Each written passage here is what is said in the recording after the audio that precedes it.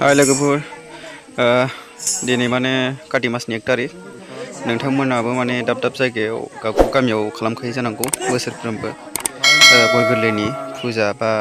माइनाव बरायनाय फुजा दुब्लियाव माने साथि गाजा सावनाय बेथ' मैया थांबाय थ' दिनै माने रायजोयैनो फुजा लास्रांबाय जोंनिया बेयावनो माने जों दान्दिसे नुजाहैबाय आरोना थ' बिदिब्ला भिडिअखौ नायलांबाय थादो नोंथांमोना गोसो गोथारै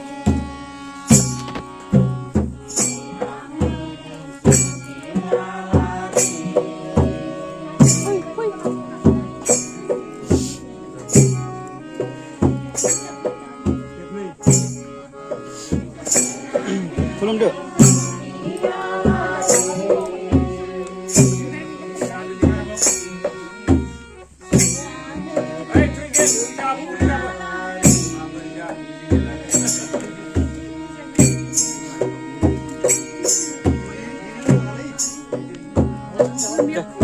खुलुम